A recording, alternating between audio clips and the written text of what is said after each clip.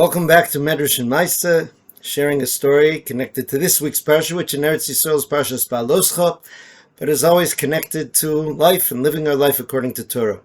During my first years in Eretz Yisrael, I was privileged to work with a special Jew named Rav Baruch Kuperman, really Rav Dr. Baruch Kuperman.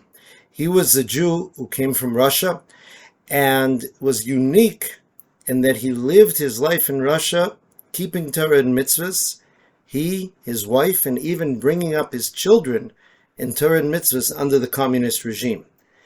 Now, he managed to do this not by hiding in a cave someplace. He was actually a very public figure. He was a professor of mathematics. He was also a very well-known chess player. Before the end of his life, he achieved what's called grandmaster status, and he wrote a popular chess column in a Russian newspaper. And in Russia, chess is as popular as baseball in America, so they tell me. How did he do it? Somewhat using the chess player's approach, he always thought ahead. For example, the big danger would be when his children became of age to go to school, the communist schools would wipe out any vestige of Judaism. Before his children were of school age, he went back to college and he qualified as a special ed teacher. He then studied different papers, seeing where there was special education available and where not. He moved to a town that had no special education framework. He bribed a doctor to write that his children required special education. He came to the local education authorities. He said, as you see, my children need special ed. There is no special ed framework here. Fortunately, I'm qualified to teach special ed. I'll homeschool them. And he taught them Chumash and Mishnah, etc.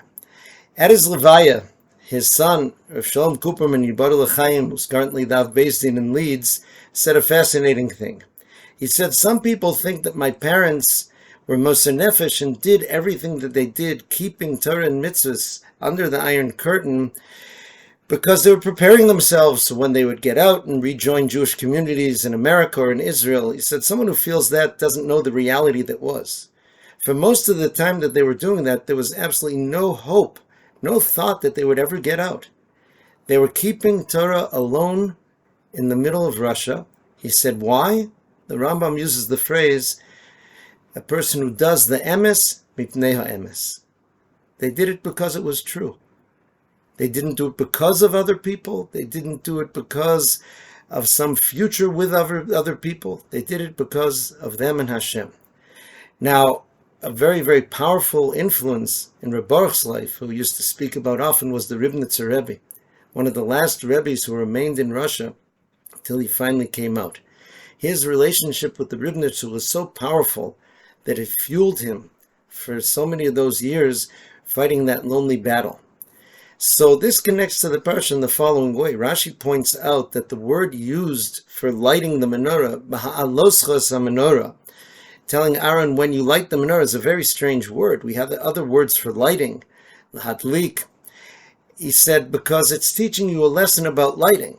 You have to light the candle of the menorah ad sheteha shal heves olam me'eleho, until the flame goes up by itself. Sometimes, I experienced this lighting Hanukkah candles, you put the match next to the wick, you think it's lit, but when you move the match away, the fire goes out. It wasn't really lit. It says you have to light until the flame can independently go up by itself without whatever flame was helping it get ignited. Now that seems simple. If you didn't light it, you didn't light it. Rav Moshe Feinstein and others say you have to realize that the idea of lighting the menorah is that which transmits Chochmah to Am Yisrael. And Kohanim have a duty also of transmitting the Torah, the wisdom to Am Yisrael. Sifsei Kohen Yishmeru Das, or Torah Yevakish Mipiu.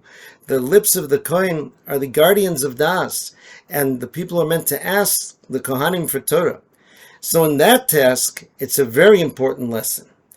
When we try to educate, it's not meant to be that just when the child is in the school, the person is in the community, whatever framework it is that's enabling the behavior, that's not the shalheves olam me'eleho. That's not the flame going up by itself.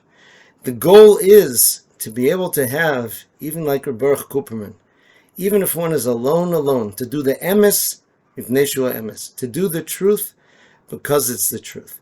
Similarly, I heard Rav Melech Biderman bring from the Divrei Shmuel of Slonim, at Matan Torah it said Originally, Vayu kolos ubrokim. It was thunder and lightning. But afterwards it says, Vayar Yisrael kolos veshalapidim. They saw the thunder and the torches. He said the process of Kabbalah Sator is switching from the barak, which is a light that goes on and goes off, to the lapid, which is a torch that keeps burning and that you take with you. So that's the message of Baruch Kupperman Zatzal.